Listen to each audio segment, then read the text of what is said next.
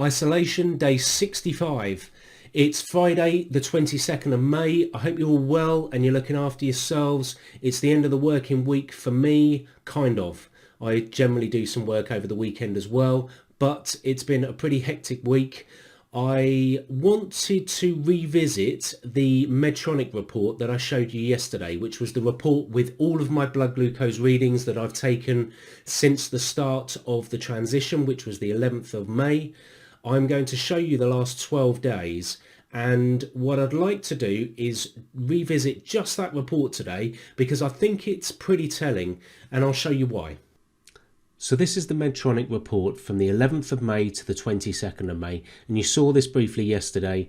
You can see the vast number of reds. Red for danger, because obviously my blood sugars were low the vast majority of the time, to be honest. I had this one day, which was Wednesday the 13th, where I wasn't feeling well whatsoever. My sinus was playing up. So what I'm going to do is exclude that day because that was a day where I just wasn't right. Every other day, I thought we would take a very quick look at this because what I want to show you is my expectation at the start of this transition was where I take a lot of carbs, my blood sugars are going to go through the roof.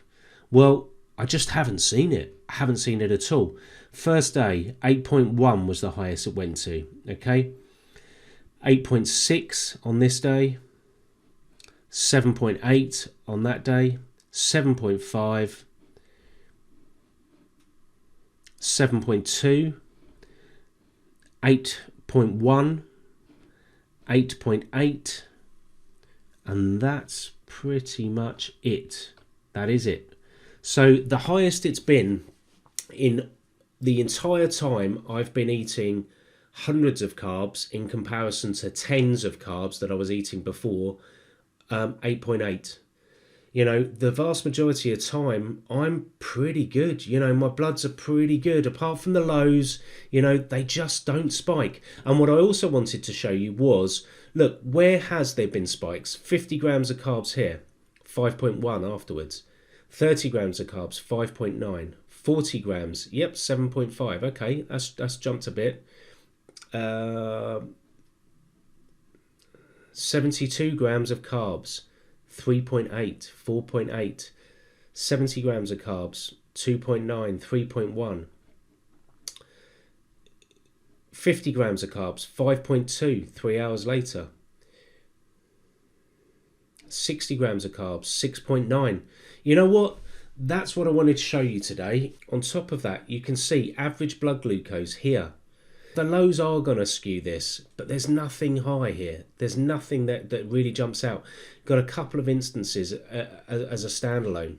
Now, part of the reason why my bloods may not be spiking quite so high is because I'm on meal option 2. And now meal option 2 is due to the fact that my fat intake was high.